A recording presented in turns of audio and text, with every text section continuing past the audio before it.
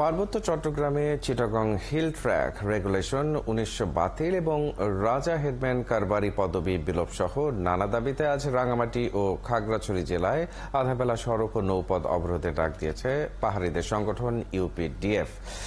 আমরা খাগড়াছড়ির এই অবরোধের খবর জানবো। আমাদের সঙ্গে এই মুহূর্তে যুক্ত হচ্ছেন সহকর্মী রূপায়ণ তালুকদার। রূপায়ণ, যে প্রধান দুটি দাবিতে এই অবরোধের ডাক দিয়েছে, অর্থাৎ একটি রেগুলেশন বাতিল, অপরটি কারবারি পদবি বিলোপ, এটি কেন চাইছেন ইউপিডিএফ এর নেতা কর্মীরা, এই বিষয়ে জানাবেন। হ্যাঁ মাহাদি, আপনি যেমনটি বলছিলেন, ইউপিডিএফ এর টাকা আধাবেলা সড়ক অবরোধ খাগড়াছড়িতে চলছে। এই মুহূর্তে আমি যেখানে দাঁড়িয়ে আছি ঢাকা চট্টগ্রাম এবং ঢাকা খাগড়াছড়ি যে সড়কটি, আমি সকাল থেকে আসি। সকাল থেকে কোনো যানবাহন চলছে না, যানবাহন এবং এখানকার মূলত ইউপিডিএফ এর যে অবরোধটি, তাদের দাবি হচ্ছে যে ১৯০০ সালে পার্বত্য চট্টগ্রাম যে হিটাক্স মিনারেল আইন, সেটি তারা বলেছেন বাতিলের যে ষড়যন্ত্র চলছে সে প্রতিবাদে।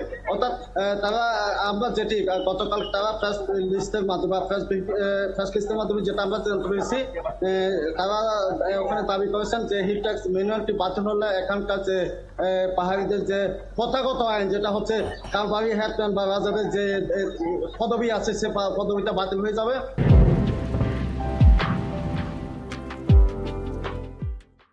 এবং বাতিল হয়ে গেলে তারা এখানকার যে পাহাড়ি জাতিগোষ্ঠী আছেন তারা সংকটে পড়বেন, এমনটি তারা আমাদেরকে প্রেস লিস্টের মাধ্যমে জানিয়েছেন। এবং এই আইনটি যাতে বলবৎ থাকে, এই আইনটি যাতে সরকার যাতে বাতিল না করেন, মূলত হচ্ছে তাদের এটা দাবি। এবং তাদের মূলত দাবি হচ্ছে এই প্রথাগত আইনটি যদি বাতিল হয়ে যায়, এখানকার যে প্রথাগত আইন সেটাই উৎকৃষ্ট থাকবে না। অর্থাৎ এই হিল ট্যাক্সের যে পাহাড়িদের যে ভূমি অধিকার বা ভূমি যে রক্ষা, যে এটা থাকবে না বলে তারা আমাদেরকে জানিয়েছেন। এবং অবরোধের কারণে খাগড়াছড়িতে এখনো পর্যন্ত শান্তিপূর্ণ অবস্থা চলছে।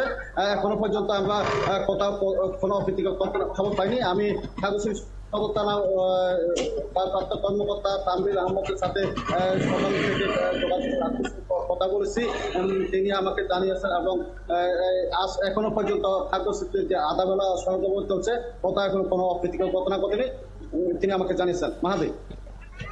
জি রূপায়ণ, আপনাকে ধন্যবাদ। আমরা দর্শক আরেক সহকর্মী উচিংচার রাখাইন, তাকে যুক্ত করতে পেরেছি, তিনি রাঙামাটির পরিস্থিতি জানাবেন। আমরা যে দুটি দাবি সহ নানা দাবিতে যে অবরোধ কর্মসূচিটি চলছে, সেই অবরোধে সেখানকার অবস্থা জানাবেন, পাশাপাশি এই অবরোধে সাধারণ মানুষ ও ব্যবসায়ীরা যে দুর্ভোগে পড়েছেন সেই চিত্রটিও তুলে ধরবেন।